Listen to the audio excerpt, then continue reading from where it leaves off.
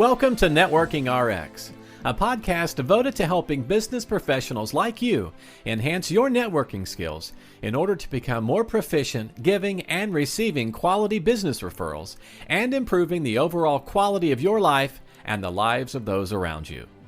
The Networking RX podcast is a production of AmSpirit Business Connections, an organization whose mission is to empower business success through networking. Welcome to the Networking RX podcast. I'm your host, Frank Agan, founder and president of AmSpirit Business Connections. Today, we have another great guest on. As our ongoing subscribers know, often on this podcast, I will be sharing ideas, insights, and best practices for building business relationships and excelling at networking. Occasionally, however, I'll be interviewing subject matter experts, authors, speakers, thought leaders, and social scientists. These people share their knowledge to help build professional relationships as well as understand why as humans we interact the way we do. Today's guest is Stacey Randall, and she is a multi-award-winning author of Generating Business Referrals Without Asking, host of the Roadmap to Grow Your Business podcast, and a national speaker. She's had the privilege of helping well-known corporations and franchises, but her focus is on small business owners and solopreneurs, not hard for me to say, easy for me to say, in real estate, finance, professional service industries. She's been featured in national publications like Entrepreneur Magazine, Investor Business Daily, Forbes, CEO World, Fox News, and more. She received her master's in organizational communications, and she's married with 3 great kids. We have to say that, right? They're great kids. Stacey, thank you. Thank you for your time. Welcome to the program. If you could start out and just kind of give us, I guess, the nickel tour of how you got to this place. I mean, there's no kid in school, boy or girl, that says, well, I want to grow up and teach people how to get referrals, right? That's so true, Frank. So somewhere along the line, you just kind of said, okay, you know what? I have a talent here. I wish that would be the story. Okay. You know, it's interesting. I really do wish. I wish that I had woken up one day and God was like, here, Stacey, here's your moment of brilliance. You're now going to go forth into the world and teach people how to generate referrals and do it in a completely contrarian way than is typically taught. And you're going to teach them how to get it without asking. That would have made this journey so much simpler. Yeah, I wish that had been how it happened. But unfortunately, and very fortunately, my journey started because my very first business failed. I started an HR consulting firm. I ran it for just over 4 years. It didn't quite make it to the 5-year mark. I had big name clients. So if you were like on the outside looking in at my consulting firm, you would have been like, wow, she's got KPMG and BDO, 2 of the largest accounting firms as her clients, Ally Bank, some other well-known clients, and also in my local market where I am in Charlotte, North Carolina. You would have noticed that I've been published in like well-respected national publications like Accounting Today. And of course, I was also interviewed like on Bloomberg News. Like you just would have thought, wow, Stacey's HR consulting firm it's got it going on. Like you just would have assumed from the outside looking in. But what I knew from the inside looking out is that my business had a secret. And it was my inability to consistently fill the pipeline of new prospects coming into that business that would allow me to get off the feast or famine roller coaster of being an entrepreneur. You know, I would get a client like KPMG and I'd be like, sweet. I'd put my head down, I'd start doing the work.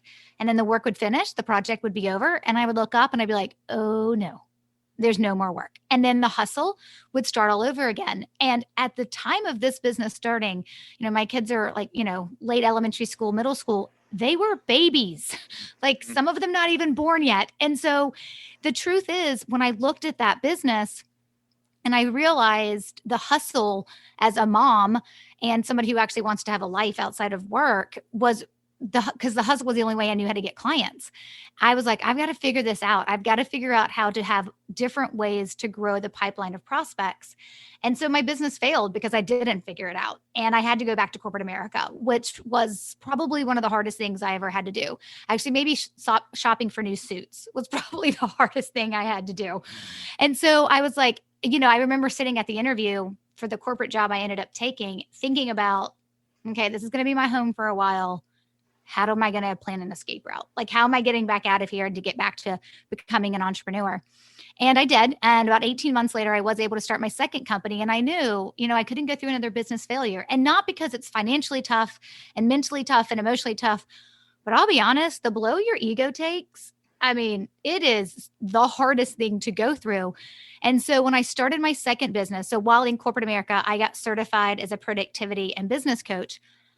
I started doing that coaching to the people in the organization and realized I had a knack for it, particularly in the beginning, the productivity coaching. The business coaching would come later. And I was like, this is my escape plan. So I left, started my second business, my productivity and business coaching practice. And I was like, okay, great. Now how are we going to get clients? Right. It was like, uh-oh, I've been here before and it's not pretty.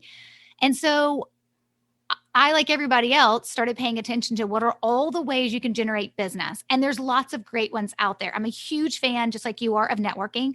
I think it's fantastic. I think people need to be smart and strategic about their networking, exactly what you preach. But there's also a ton of other ways to grow your business, but not all of us have a ton of time. And, I started thinking about referrals. Like, I looked around at other successful business owners and I'm like, how are these people successful? And I wasn't before. And a lot of them were like, oh, I get referrals. And I'm like, great, let me go check out this referral thing. Crazy enough, I looked back at my first business and realized that business, my HR consulting firm that failed, never received one referral. In fact, the only referral that business received came 2 years after I'd already shut it down. And so which is kind of crazy when you think about what I do now. And so I started paying attention to referrals. I was like, great, I want to get some referrals. And let's be honest, you go to the all-knowing Google or pick up any book on referral or go to any sales training on referral, whether it's local to your community or a national program, 99.9% of all of them are going to teach you how to ask for them. And the advice is, well, just ask for them. And it's how to ask, who to ask, what script to use, always be asking. And for those of us that doesn't fit with, we're like, no, that doesn't fit. That feels awkward. It feels desperate. Why does it feel awkward and desperate? Because the advice is, well, you got to get out of your own way, right? You got to get uncomfortable with asking to be good at it. And I'm like, why is that always the advice when we don't want to do something? And so I paid attention to the human dynamic and psychology behind how referral actually happens in the first place. And I was like, I wonder if I can reverse engineer this happening for my business so that I don't have to ask. And my first year in business as a productivity and business coach, I got 112 referrals that I didn't ask for. And every year since, I've gotten over 100 referrals. And what I realized as I'm coaching my clients on productivity, right? They're like, thanks for the email tip, Stacey, but can you tell me how you're growing so fast?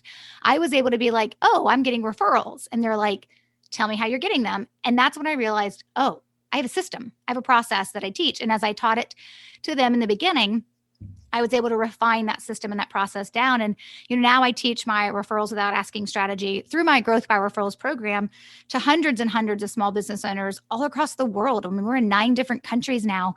And it's the ability for them to see that, yes, I know you've been beaten over the head with the idea that you've got to ask or pay for referrals, but guess what? There is actually another way.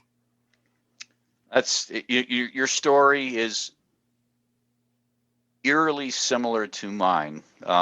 Different profession, but yeah, they don't teach this stuff, right? You go to school, they don't teach networking. They don't teach you. I mean, they talk to it, but it's just kind of, network, ask for referrals. Okay, next chapter, and that's the end of it. Let's talk about what you define as, how do you define a referral, or what's a referral? What's not a referral? That's such a good question, because what I find is so many people are confused. And it's because there are multiple sales terms that we use interchangeably with the word referral. So people will consider a warm lead a referral, or an introduction a referral, or word of mouth buzz, sometimes called word of mouth referral, a referral. And those are actually 4 distinct different types of prospects. And so I find the easiest way to teach, okay, how in the world is a referral different from word of mouth buzz or an introduction or a warm lead, to talk about the 2 parts that a referral always has, and then identify which of those 2 pieces is missing in the other 3 terms. So number 1, a referral will always have a personal connection.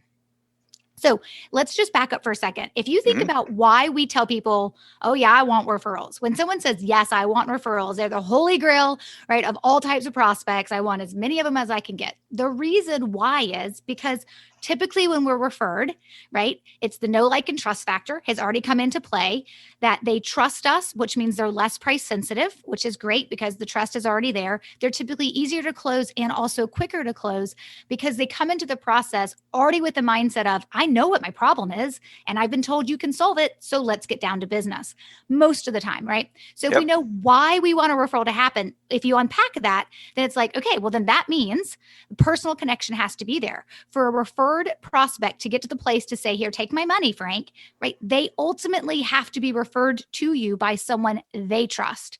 So the personal connection from a referral source to you, and connecting you to the prospect is key. The second thing that a referral has is need identified. That prospect knows they're a prospect. They are in buyer mentality mode. They are like, I need XYZ. And it's usually because they have a need or a problem that they're usually seeking the referral source, right? They don't call Yep. them the referral source. That's what we call them in this process, but they're typically seeking the recommendation or the referral from someone they trust. And sometimes it's the conversation between a referral source and a prospect that helps the prospect see they have a problem.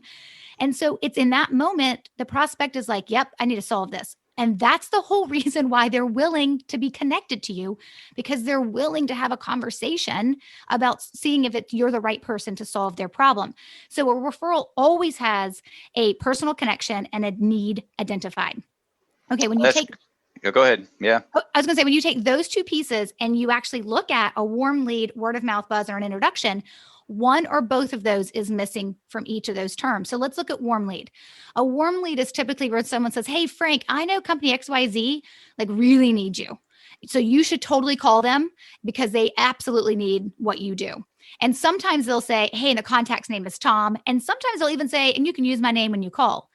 Oh my gosh, that feels so close to referral, right? Oh, I'm going to call this person, I'm going to name drop, and everything's going to be great. But the truth is, the trust transferred isn't there because the referral source didn't connect you to Tom at company XYZ that needs you.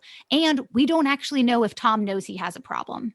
We just know the referral source thinks they have a problem. So it's Right. really just a warm lead. It's missing connection and a true need identified.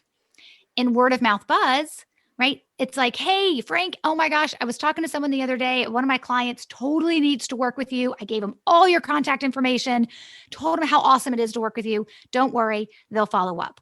Okay, that feels like a referral too, except for the fact there's no personal connection. The need's been identified, but there's no connection. So I don't actually know who this person is, right? Or you don't know who that person is when someone's saying, oh, I've been talking about you. That's great. And I want you to get word of mouth buzz. I just need you to know how to flip it into a referral, because at this point, there's some wonderful prospect walking around that has your information that probably got too busy to call.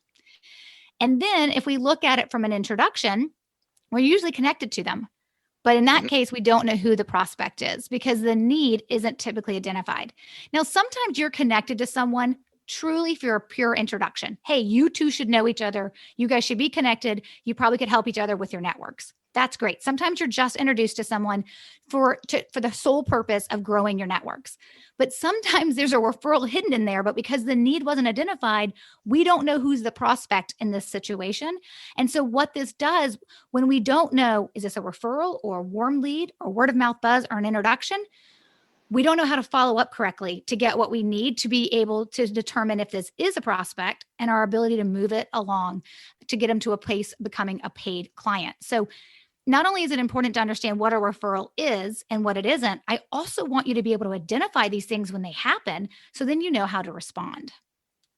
That's great. That's um, I've never heard it laid out like that. I mean, it's very mechanical, right? I mean, it's a 2x2 matrix is really what you've laid out. Is there a personal connection? Yes or no? Is a need identified? Yes or no? And there's one box there where there's that intersection where they're both yeses. So very good. Now, how does this fit into the sales, the business development strategy? So here's the thing. And I find that when we talk about sales strategy for a really long time, we've always taught it, or it's always been taught to us as there's two parts to our sales strategy. There's the prospecting side and there's the marketing side, right? And both are good. And I would tell every business, you need both. But what's missing is actually how we look at referrals. And so if we look at referrals from a two-legged sales strategy, that means we have to take the idea of referrals and fit them into the prospecting mentality or fit them into the marketing mentality, which is where the advice has come from. If we're thinking prospecting, we're thinking, end user is the prospect, how quickly can I get to the next paying client? That's where the asking and the paying for advice comes from. And if we're trying to slam referrals into a marketing mentality, well, then we start getting really gimmicky and cheesy and salesy. And referrals don't fit in either bucket. So what I always tell business owners that they need is like, look, you need prospecting, you need marketing, but your sales strategy is not a two-legged stool. It is a three-legged stool. And your third leg of the stool has to be your referral plan. Because when you think about this, think about prospecting activities, whether it's networking, cold calling, cold emailing, 7 million cups of coffee, whatever it is, right, that you define as networking, right? Or as you define as prospecting. You have that piece.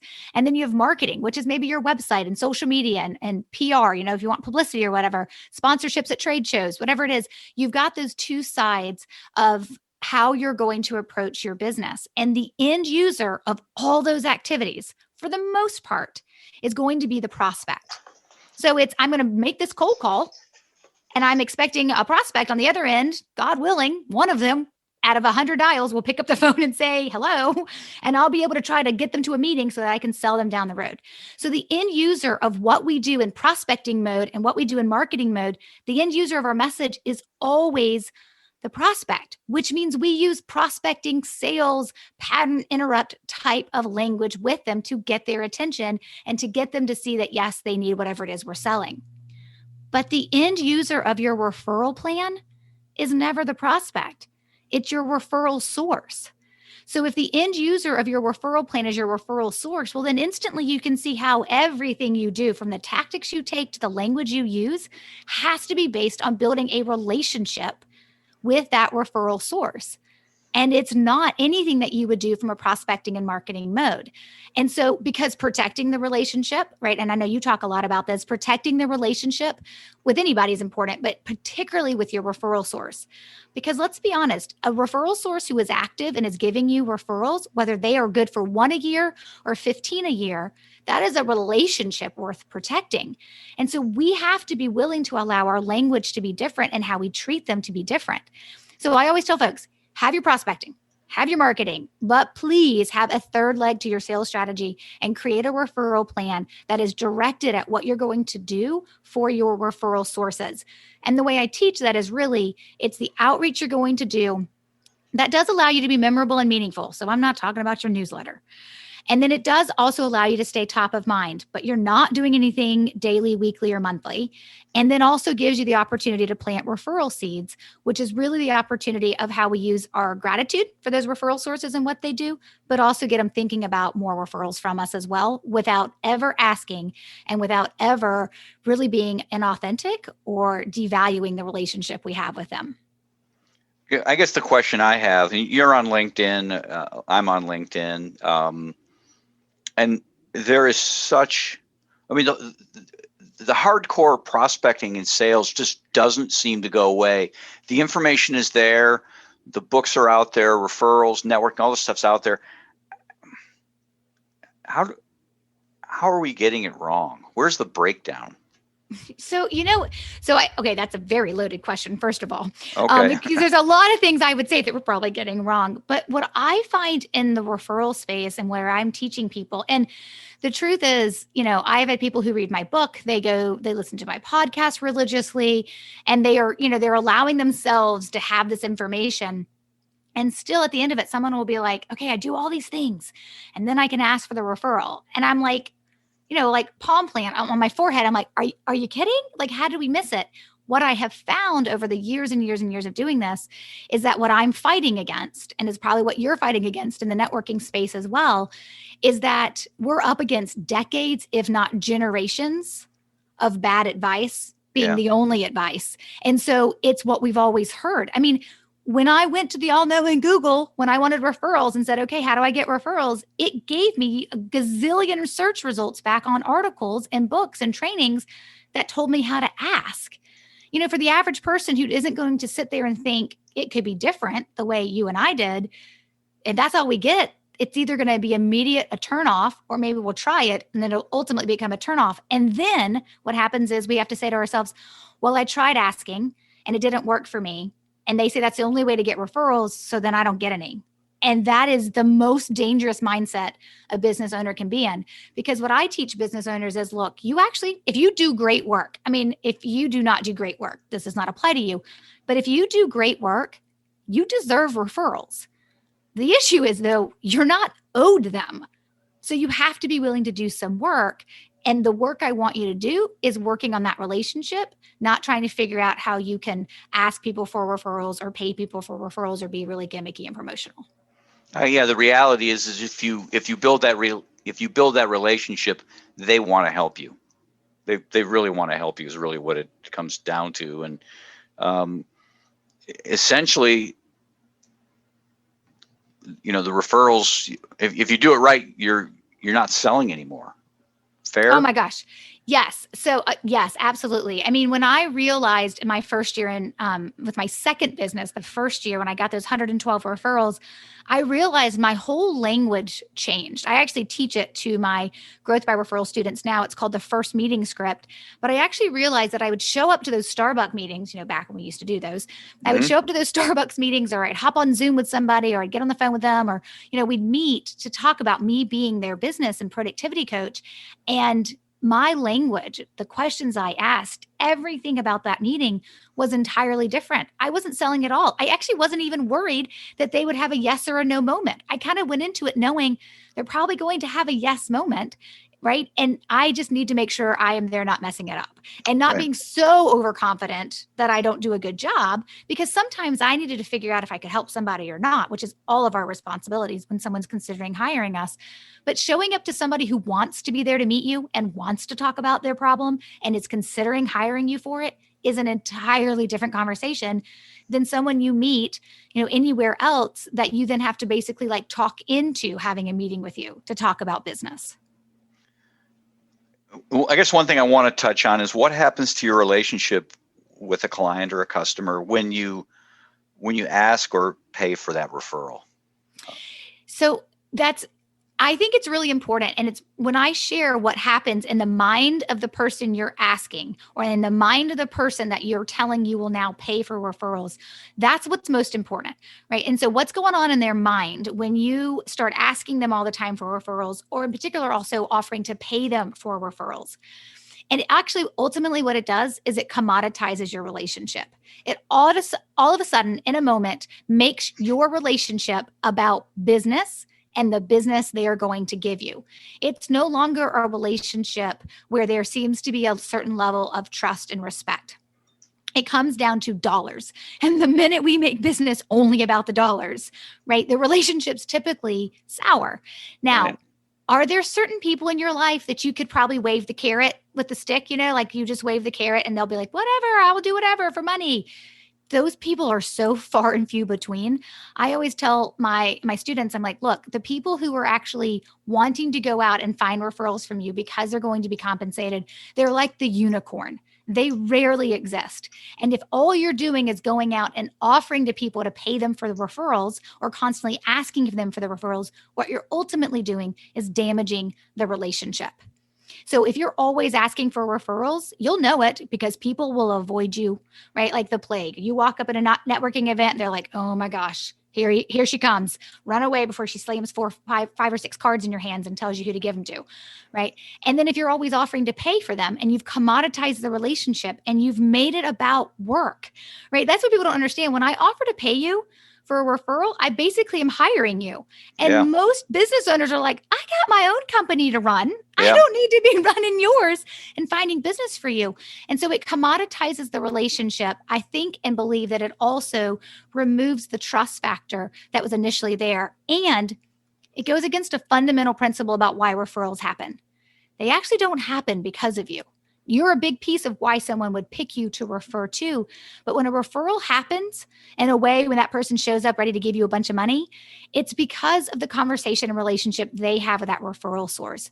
So when the referral source is given an opportunity to help somebody else, and that help happens to be connecting them to you, that's when a great referral is actually happening. Now, do your referral sources like giving you referrals if you're taking care of them and you're saying thank you and you're doing all the right things? Of course, you make it easy for them to want to, but they don't wake up and say, how can I help Stacey grow her business today?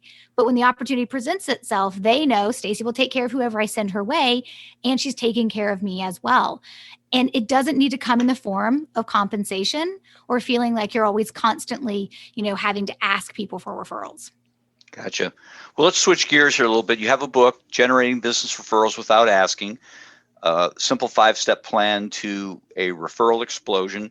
And you're referencing I guess I want you to talk about your business and how the listeners can help you. Certainly buy the book. I got it. It's on Amazon. How else can they help you? How can they get a hold of you? Yeah. So, I always tell folks is if what we're talking about has really resonated with you and you're like, you know what, my business does deserve referrals, but I'm also willing to do some work to be able to receive them. And identifying your referral sources is always going to be step number one. I've got the book, chapter 8 in the book is about it. And then, of course, I've got lots of episodes on my podcast about it as well. But it's that idea that you want to actually grow your business by referrals and do it in a way that respects who you are and respects the referral source as well. The best place to start is actually a very simple 9-question quiz. It's called the Referral Quiz. You just go to referralquiz.com. You answer those 9 questions, and it's going to tell you which level of a referral ninja you are. And I want you to be at the master level. So if anybody takes that quiz and lands at the master level, I want you to email me and tell me, or find me on social media and tell me. The reality of it is more than 80% actually take that quiz and land at the very beginning level, the Referral Ninja beginner level. But then you get the roadmap to know what the gaps are to help you move to the master level. That's the best place to start. It's just like, hey, how good am I at generating referrals without asking? Let's take this quiz and find out. It's free, it's easy, and then you'll get a roadmap to know how to move forward. That's great. I'll put this in the show notes. But it's referralquiz.com. And again, I'll put that in the show notes. Can they find that off your website, StaceyBrownRandall.com? Yeah, I think direct on the website. It's actually on the homepage. Okay. As well. I know I took it. I don't know where I found it, but it may have been an email you had sent or something like that. But I took it, and it's 9 simple questions. Pretty simple. So I'll get that stuff in the show notes. I really appreciate your time here today. Oh my gosh, it was my pleasure. I love obviously talking about this, but I also love it when I get to talk about it with a like-minded person. So thanks for having me on. Thanks for joining us on the Networking RX podcast. Please put what you've learned into action today and let us know if you have questions, comments, or ideas for future topics. You can email them to us at podcast@amspirit.com. That's AMSPIRIT.com. Finally, so you never miss an episode, be sure to subscribe to the Networking RX podcast through iTunes, Overcast, or however you receive your podcasts. Now get out and network with someone. The Networking RX podcast is the copyright production of AmSpirit Business Connection. All rights reserved.